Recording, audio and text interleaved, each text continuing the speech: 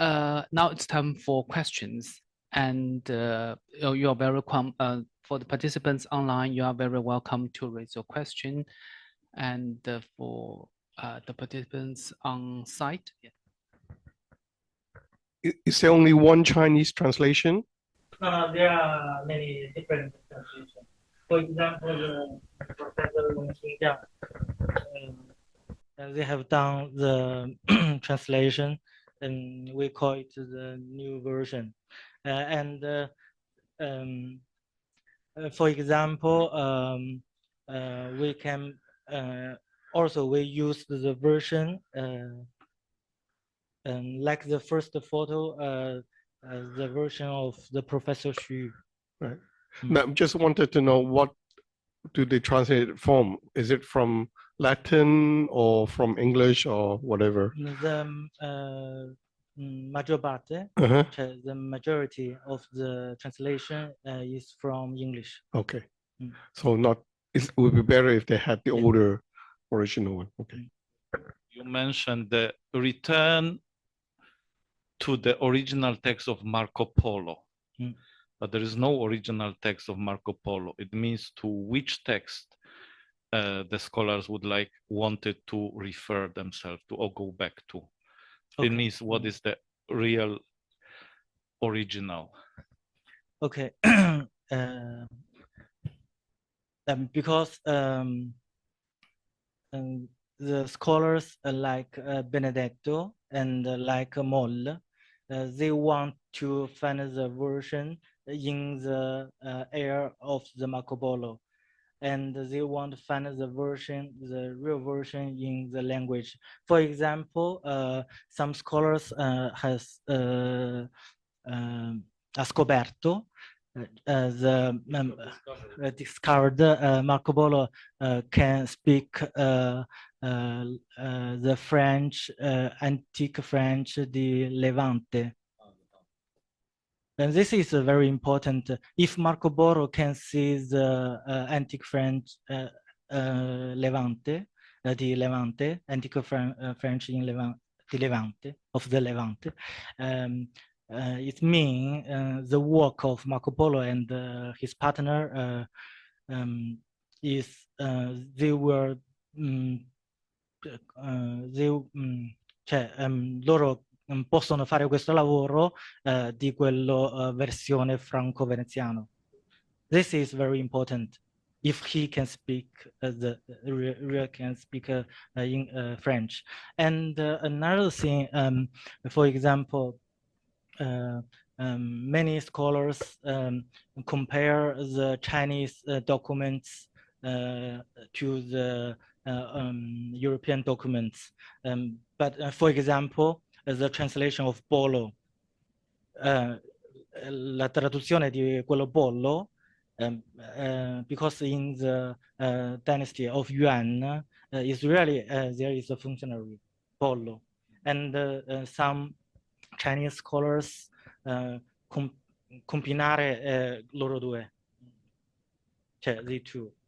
But and the other scholars have said, for example, in the Travels of Marco Polo has written here was stayed in my city in Yangzhou 3 years, but Chinese scholars can't find which kind of functionary he was being there. This is very important, we return to the question: which is the real original text? For example, the version of the geography of French, the Society of Geography of French. This version, for example, we call it Marco Polo has do the gift to the French noble. This, for example, this can be the original version, but we don't know. And the version of Latin is near the era of Marco Polo. Now, I think many scholars they are doing this work to find the original one, but we know there are different. For example, like Benedetto has found 150 versions of these manuscripts. This is very different. How to distinguish which is the real copy of the original one. But I think the work of Benedetto and Moll is a great step. They push the study to più avanti, because their research is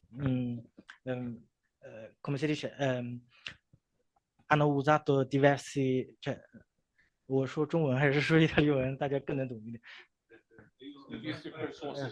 OK， 因为他们用那个就是很多不同种类的语言的版本，尤其是各个地方图书馆所藏的版本，然后去进行比较，然后进行校对，然后再进行注释，这个是一个非常重要的一个过程。就比如说那个Benedetto 的这个版本，它的意大利语第一版1928年的版本，它是有非常多的注释的，但是它的英文版本是把它的一些注释是删除掉的。然后1932年的版本又是一个精简的版本，而我们所看到的穆阿德的，就是因为这个传教士的中文名字叫穆阿德，那穆阿德的版本里面，他尝试着去用 Z 版本来丰满 F 版本。F 版本就是我们所说的法国地理协会的这个版本，但这个就有一个很大的问题，就是它实际上还是以 F 版本为基本，对，它只是补充了 Z 版本，而不是以 Z 版本为基本去进行校对。所以这个其实是我们值得思考的，就是到底哪一个语言，首先我们可能是能够确定的。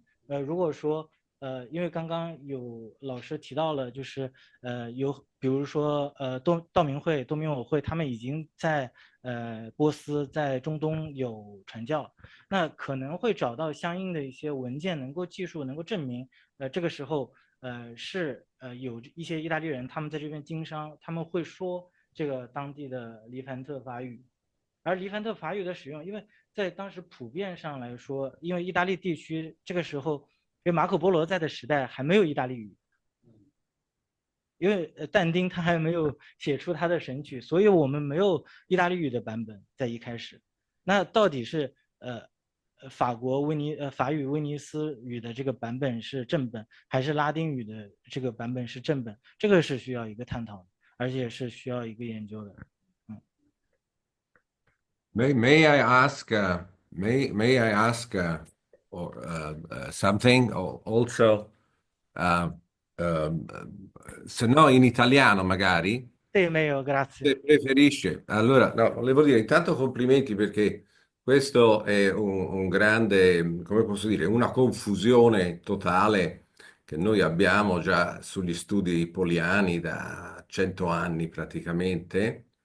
La mia domanda è questa: cosa pensa lei del ruolo appunto di Rustichello? Perché anche è stato già detto da padre Jarek che il ruolo di Rustichello va compreso anche nella scrittura di tipo... mi piace molto l'italiano, però potresti Va bene, allora parlare in inglese? I'm asking what he Sì, thinks about Rustichello, the role of Rustichello, because as Father Jarek has said, Rustichello is to be understood better. You know, he's writing, he's following the stile romanzo di tipo provenzale, no?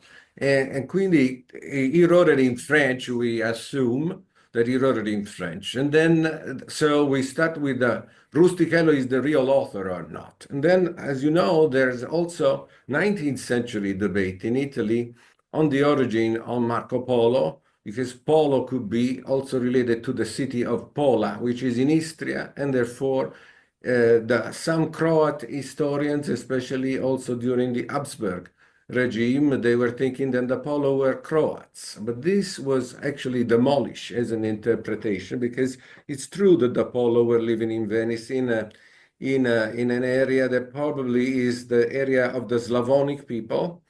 But in any case, this Slavic origin of Polo would be too remote. Also, another question is about Colonel Yule. You mentioned Colonel Yule, who in the 19th century published all of the travels of these people, including Montecorvino.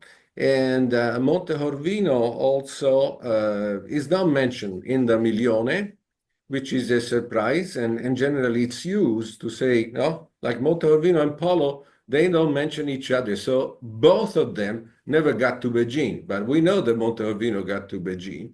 And the only thing that I know through Yule is this, that, for example, Polo left accompanying Cocacin, okay, in 1291 and was in Persia 1294. So Montecorvino got to Beijing in 1294. So the two never crossed paths, neither in China nor in Persia, nor in the Ilkhanate.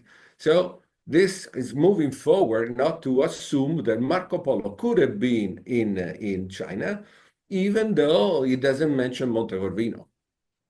Okay.